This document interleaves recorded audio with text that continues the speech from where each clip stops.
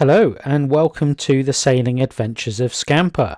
Now, if you've got a rusty crusty keel and want to treat it, then this video may well be the one for you. You will learn all about my schoolboy era with sandpaper, how I went on to rid the keel of all the old paint and rusty crusty patches, and how I used a rust inhibiting penetrating primer that can be overcoated with any paint, which came highly recommended. So I'm aware that this needs to be wet sanded. Put down in the comments if I'm wrong, but anyway, plan is to wet sand it. So I've got the hose ready, and I'll use the 80 grit sandpaper. Now, instead of using a sanding block, I thought I'd use a sponge so it molds to the shape of the keel instead of a hard wooden block.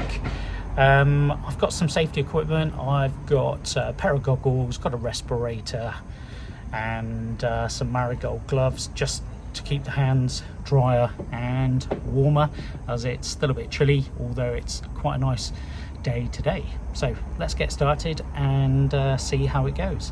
If you can hear me, I'm saying all the gear, no idea. I've discovered a bit of a schoolboy error, and the sandpaper I thought that was going to be okay isn't compatible with using water, so it just kind of disintegrates, which isn't much help. We do have some wet and dry paper up in the boat, but not sure what grit it is. I think it might be 120, so whether that's a bit too fine or not, I'm not sure. I've reverted to using the wire brush, as you can see on the screen now. Not so easy one-handed while holding a camera phone, but this will just give you an idea, and so far so good. Let's flip the camera around so you can have a look. That's the part of the keel I've done now, and you can see there's still a few lighter patches of what I think may have been like anti-foul or something, or a previous paint, but it's mostly down to that grey colour, as you can see there, which I think is primer that was placed underneath the previous layer of anti-foul. So I've still got that bit to do, so I'm going to carry on with that now, and let's see how it goes.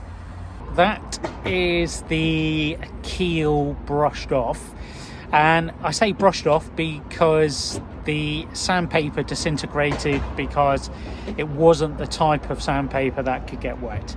So in the end, ended up using a wire brush just to wire brush off the keel.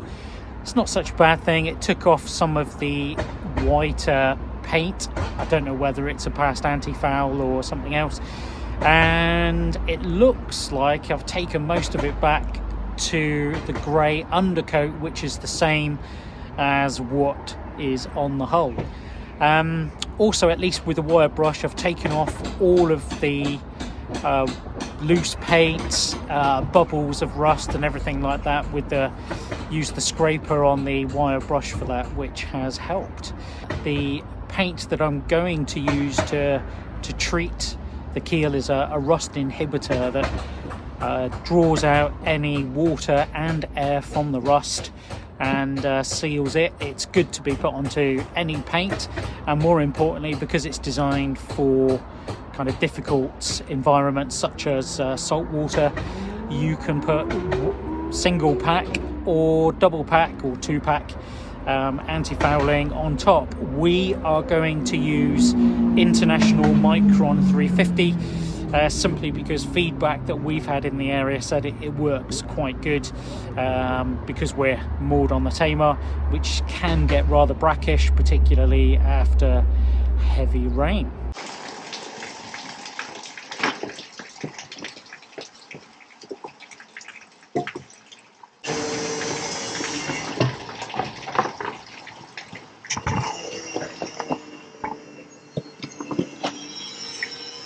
Okay, fingers crossed you can hear me. If you can't, there's next door pumping bilges out, and there's a guy doing a bit of grinding and stuff in another boat. close by. So if you can't hear me, I'll just do a voiceover or maybe pop some subtitles up or something like that. So what we are going to be doing today is, let's just like touch the screen. So what we're going to be doing today is using this stuff here. It's an anti-corrosion treatment for metal and works on cast iron. And as you saw previously, I scraped off as much as the old paint and any loose bits and pieces as I can. So it's not really been that dry, but under here, thankfully, it is absolutely bone dry and there's no water on the keel at all. So it's been pouring down recently, which has slowed down progress quite a lot on outside jobs. Jackie's carrying on with jobs on the inside. So let's give the paint a bit of a shake, give it a stir up, and let's have a go, see what happens.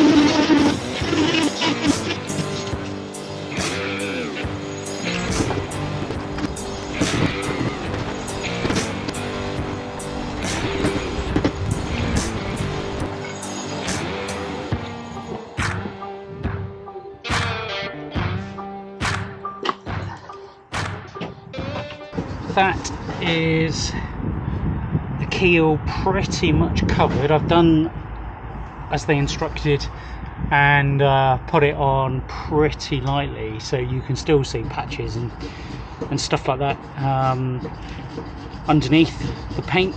And I think there's a couple of patches there that I've just missed in the little indents, so I'll just go over those, and then I'm gonna have a go at just sticking a bit of paint underneath the keel as close as I can without kind of getting loads of crap and whatever in the brush, and popping that in the paint. So let's have a go at that.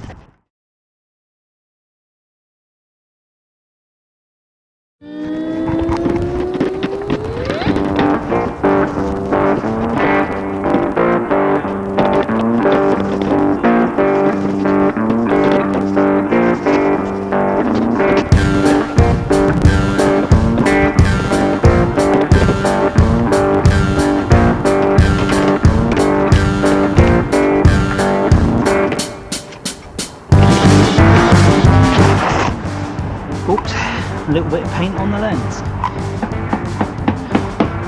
shall we see if we can find a different perspective.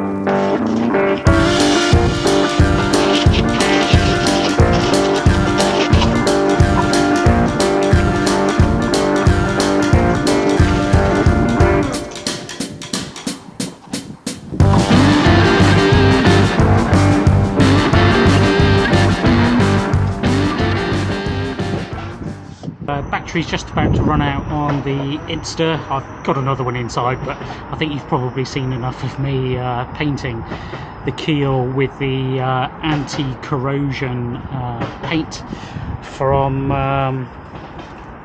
Owatrol, if you pronounce it like that. I was actually able to do 2 coats in the end.